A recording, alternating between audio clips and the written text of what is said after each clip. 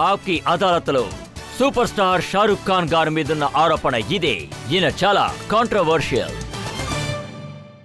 షారుఖ్ 19 ఫిబ్రవరి 2007లో మీరు ఏమన్నారంటే, ఈ దేశం మనకి ఇలాంటి ఫీలింగ్ ఎప్పుడూ ఇవ్వలేదు, ఈ దేశంలో హిందూ మెజారిటీగా ఉన్నారు అని. దానికి అర్థం ఏంటంటే ఈ దేశంలో మనం అమేజింగ్లీ సెక్యులర్. ఆ తర్వాత 2 నవంబర్ 2015లో మీరు మన దేశంలో ఇంటాలరెన్స్ ఉందని చెప్పారు. ఇంటాలరెన్స్ మన వీపు మీదుంది, సెక్యులరిజం ప్రమాదంలో ఉంది అన్నారు. నేను ఎప్పుడు అలా చెప్పలేదు. వాళ్ళు నాతో ఏం అడిగారంటే, మీరు యంగ్ పీపుల్కు ఏదైనా అడ్వైజ్ ఇవ్వాలి అనుకుంటున్నారా అని. అప్పుడు నేను వాళ్లతో ఏమన్నానంటే, అది చదువు, అలాగే చిన్న చిన్న విషయాలు ఏవైతే మన దేశానికి ఇబ్బంది కలిగిస్తాయో అవి చేయొద్దండని. జాతి, మతం ఇలాంటివన్నీ చేయొద్దని, లేదంటే క్యాస్ట్, కలర్, సెక్స్, గ్రీడ్ ఇలాంటివన్నీ వద్దంటాను. ఇకపోతే ఇంటాలరెన్స్ వీటి వల్ల ఎక్కువ అవుతుందంటాను. ఎందుకంటే ఇలాంటి వాళ్ళు మన దగ్గర చాలా మంది ఉన్నారు. వీటి వల్ల చాలా ఇబ్బందులొస్తాయి. ఎందుకంటే మన దేశం ఎన్నో రకాలుగా అభివృద్ధి చెందింది. ఇదే నేను యంగ్స్టర్స్కి ఇచ్చే అడ్వైస్. ఎటువైపుకు తిరిగి ఈ విధంగా జరుగుతోంది. ఐ థింక్ ట్విట్టర్లో జరుగుతోంది. నేను అడిగాను ఇదంతా ఎలా జరుగుతోందని. ఎందుకంటే నా మనసులో ఉంది 2007లో జరిగినట్టుగా. మన దేశం విషయానికొస్తే చాలా అందమైన దేశము. మనందరం ఒకరితో ఒకరు కలిసిమెలిసి చాలా ప్రేమగా ఉంటాము. ఈ దేశంలో హానెస్టీ, సెక్యులరిజం, ప్రేమ ఎంతగా ఉంది అంటే, అలాగే అప్పుడప్పుడు సమస్యలు కూడా వస్తుంటాయి. వీటన్నిటిని మనము అనుసరించి వెళ్ళాలి. నుంచి ఏది మారలేదంటున్నారు. నేనేమంటానంటే, మా ఫాదర్ యంగెస్ట్ ఫ్రీడమ్ ఫైటర్ అని చెప్పొచ్చు. ఈ దేశం కోసం మా నాన్నగారు మాత్రమే కాదు, ఆయనతో పాటు ఉన్న వాళ్ళు చాలా మంది పోరాడారు. వాళ్ళు ప్రాణాల్ని కూడా అర్పించారు. సో ఈ దేశం నాకు ఫేవర్గా లేదని ఎలా చెప్పగలను? నేనే కాదు, ఎవరైనా చెప్పలేరు. నాలాంటి వాడికి ఈ దేశంలో అన్నీ లభించాయి. సో కంప్లైంట్ చేసే వాళ్లలో నేను ఆఖర్లో ఉంటాను. చాలా మంది కంప్లైంట్ చేశారు. మీ ఈ అనౌన్స్మెంట్ బయటికి వచ్చిన తర్వాత షారుఖ్ ఖాన్ ఈ దేశంలో ఇంటాలరెన్స్ ఉందని ఎలా చెప్పగలరు? మేము ఎంత ప్రేమించాం. ఇంటర్వ్యూలో చూపించారో లేదో కానీ నా ఇల్లు ఇండియా అన్నాను.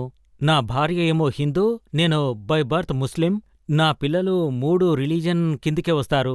ఎందుకంటే స్కూల్కు వెళ్ళినప్పుడు అన్నీ నేర్పించి పంపుతారు. మేము పూజలు చేస్తాం, అలాగే నమాజ్ కూడా చేస్తాం. ఇదంతా మేము కలిసే జరుపుకుంటాం. సో నా ఇల్లు ఒక మినీ కంట్రీ అని చెప్పొచ్చు. కాబట్టి దేశం గురించి ఎలా తప్పుగా మాట్లాడతాను? అండ్ ఒక యాక్టర్గా నా దేశానికి నేను ఏమేం చేయగలనో దాని గురించి గొప్పగా ఆలోచిస్తాను. ఈ విషయం స్ప్రెడ్ అవ్వగానే దీని గురించి క్లారిటీ ఇవ్వడానికి నేను మొదలుపెట్టాను. చీటికి మాటికి దీని గురించి చెప్పడం నాకు చాలా విసుగ్గా ఉంది, అలాగే సిగ్గుగా ఉంది. కొన్ని విషయాలు చెప్పాలంటే క్లారిఫై చేయాలని అంటున్నాను.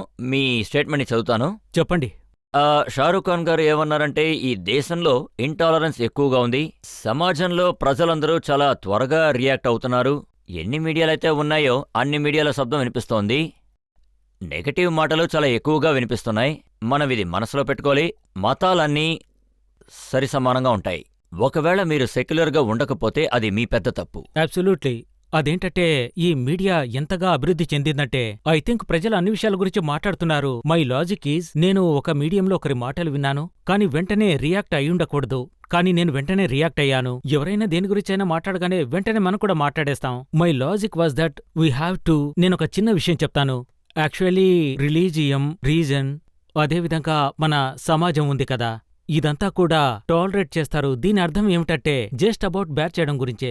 యాక్చువల్లీ దీన్ని మనం ఒప్పుకోవాలి. మనకు సంబంధించిన ప్రతి జాతిని, ప్రతి పేరుని, ప్రతి మతాన్ని అన్నిటిని అంగీకరించాలి. నాకు తెలిసి ఆ వర్డ్ తప్పని అంటాను. తప్పుగా యూజ్ చేశారు. ఎందుకంటే మీడియం ఎంతగా పెరిగిందంటే, ఎవరైనా ఏదైనా అన్నారంటే మనం దాన్ని టాలరేట్ చేసి తీరాలి. మనం దానికి ఎప్పుడూ రియాక్ట్ అవ్వకూడదు. చాలా మంది చూశారంటే ఇన్సైట్ కోసం ఇలా మాట్లాడతారు. ఇలా మాట్లాడితే ఏదైనా జరుగుతుంది. ఎందుకంటే సోషల్ మీడియా ఉంది, ట్విట్టర్ ఉంది, యూట్యూబ్ ఉంది, టెలివిజన్ ఉంది. అందరూ ఏదో ఒకటి మాట్లాడుతుంటారు. ప్రతి ఒక్కరు కూడా అర్థం చూశారంటే, షారుఖ్ ఖాన్ కి కాంగ్రెస్ పార్టీలో చాలా మంది ఫ్రెండ్స్ ఉన్నారు. సో షారుఖ్ ఖాన్ నరేంద్ర మోడీ గారిని అఫెండ్ చేయడానికి ఇలా కామెంట్ చేస్తున్నారు. నాకు అంతగా అధికారం ఉందా ఒకరిని ఫిక్స్ చేసేంతగా?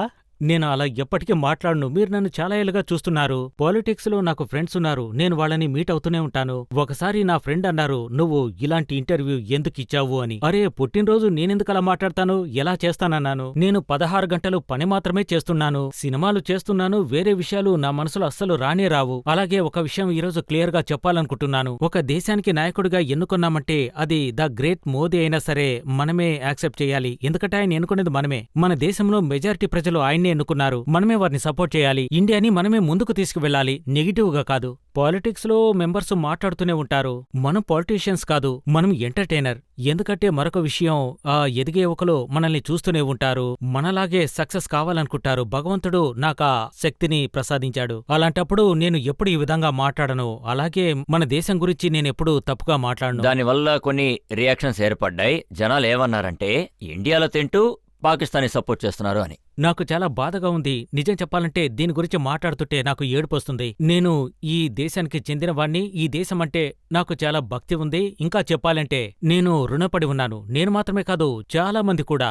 ఈ విషయంలో మనము పోటీ పడాల్సిన అవసరమే లేదు. అదేవిధంగా ఆ స్టేట్మెంట్స్ చదువుతున్నప్పుడు కొన్నిసార్లు నేను క్లారిఫై ఇవ్వను. ఎందుకంటే మీ ప్రోగ్రాం ఎందుకు చేస్తున్నానంటే నా గురించి మీకు బాగా తెలుసు. చాలా ఏళ్లుగా మనం ఒకరితో ఒకరు కలుసుకుంటున్నాం. సో నేను ఏమనుకుంటానో అదే మీతో మాట్లాడుతున్నాను. కొన్నిసార్లు నాకు చాలా బాధగా ఉంటుంది. చాలాసార్లు నేను నా దేశభక్తి గురించి వీళ్ళకు అర్థమయ్యేలా చెప్పాలని నాకు ఉంది, మీకు కూడా ఉంటుంది. ఇందులో ఎలాంటి సమస్య లేదు. మన దేశం మనకన్నీ ఇచ్చింది. సో అందువల్ల ఎప్పుడు ఇలాంటి ప్రశ్న వచ్చినా సరే, ఎవరైనా ఇలా మాట్లాడితే నాకు చాలా బాధగా ఉంటుంది. అందరూ చాలా ఆశ్చర్యపోయారు. ఈ దేశం షారుఖ్ ఖాన్ ని ఎంతగానో ప్రేమించింది, షారుఖ్ ఖాన్ గారిని ఈ దేశం అంతగా పెంచింది. ఆయన కోసం వేల మంది జనాలు ప్రాణాలు ఇవ్వడానికి సిద్ధంగా ఉన్నారు. కానీ ఆయన మాత్రం ఇలా. అవును, నాకు చాలా బాధగా ఉంటుంది. ఎందుకంటే దీని అర్థం ఏమిటంటే, ప్రతి యువకుడికి నేను చెప్పేదేమిటంటే, be tolerant, be happy, work hard, take this nation forward. చిన్న విషయాలు మన దేశాన్ని అది వెనక్కి తీసుకువెళ్ళకూడదు, అది ముందుకు తీసుకువెళ్లే విధంగా ఉండాలి. మనం ఎలాంటి దేశంలో ఉన్నామంటే, గ్రేటెస్ట్ వరల్డ్ ఇన్ ద కంట్రీలో అమెరికా నుంచి కొద్దిమంది వచ్చారు. వాళ్ళు ఏమన్నారంటే, ప్రస్తుతం అభివృద్ధి చెందింది, అలాగే మన దేశ ఇమేజ్ పెరిగింది, వన్ ఆఫ్ ద సేఫెస్ట్, ఒక అందమైన కంట్రీలో జీవిస్తున్నాం. అందుకే చిన్న చిన్న విషయాల్లో మనం తల దూర్చకూడదంటాను. ప్రతి ఒక్క యువకుడికి అదే చెప్తాను. ఇంకా చెప్పాలంటే నేనంత పెద్దవాణ్ణి కాదు, అంత చిన్నవాణ్ణి కాదు, అందరికీ సమానమైన వాణ్ణి. నేను ఈ దేశంలో బతుకుతున్నాను, డబ్బు కోసం ఏదో ఒకటి మాట్లాడేవాణ్ణి కాదు. నా ఎదుగుదలలో నా టాలెంటూ ఉంది. సినిమాల విషయం పక్కన పెడితే, నేను దేశభక్తిని చూపించడానికి కారణం సినిమాలు బాగా ఆడాలని కాదు, ఇక్కడ సినిమాల విషయమే కాదు. ఇది నేను చివరగా చెప్తున్నాను. ఇక మీదట నేను మాట్లాడను, ఏం జరిగినా సరే. నాకంటే దేశభక్తుడు ఈ లోకంలో ఎవరూ ఉండరు. ఇకపోతే నేను ఇప్పుడు నెక్స్ట్ టైం నన్ను ఎవరైనా ఏదైనా అడిగితే, అవార్డు ఎలా అయితే నేను లాక్కున్నానో అదేవిధంగా వారి చొక్కా కూడా లాగి పట్టుకుంటాను. నేను చాలా ప్రేమగా చెప్తున్నాను, our country, our land, Bharat Mata, we are love it. మనం ఎందుకిలా మాట్లాడాలి? మీరు అడిగితేనే సంతోషంగా ఉంది. ఎందుకంటే నేను వేరే ప్లాట్ఫామ్ కు వెళ్ళినప్పుడు ఇది క్లారిఫై చేయాలంటే నాకు చాలా భయంగా ఉంది. సో మీ అందరికీ ధన్యవాదాలు, మీ అందరికీ అర్థమయ్యేలా చేశాను. ఇకపోతే ఈ విషయం గురించి చాలా మంది మాట్లాడుతూనే ఉంటారు, వాళ్ళు ఇదంతా సినిమా కోసం మాట్లాడారని. ఇంతకు మించి ఈ ప్రశ్నకు క్లారిఫికేషన్ ఉండదు. I'm the most proud Indian in the world. ఈ దేశం నాకంటే ఎవరికీ అంత ఎక్కువగా ఇచ్చుండదు. అందుకే నేను ధన్యవాదాలు చెప్తున్నాను. నా ఫ్యామిలీ ఇందువల్ల చాలా సంతోషంగా ఉంది. అలాగే నా పిల్లలు కూడా దీన్ని అప్రిషియేట్ చేయాలని అనుకుంటున్నాను. నేను మాత్రమే కాదు, అన్ని జనరేషన్స్ అప్రిషియేట్ చేయాలి. మా నాన్న ఈ దేశ స్వాతంత్ర్యం కోసం ఎంతగానో పనిచేశారు. నేను నా కుటుంబం కోసం పనిచేస్తాను, అలాగే దేశం కోసం కూడా.